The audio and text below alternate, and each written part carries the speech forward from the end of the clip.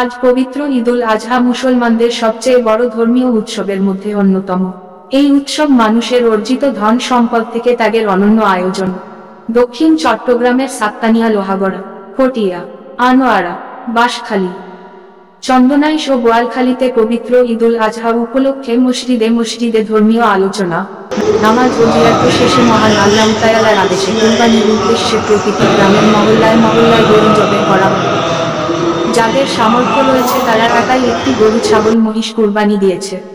আবার অনেকে 2 বা 3 জন মিলে করেছে। যাদের উপর ফরজ হয়েছে কিন্তু অতি সামর্থ্য নেই তারা 4, 5 বা 6, 7 জন মিলে মহান আল্লাহর নির্দেশ পালন করছে।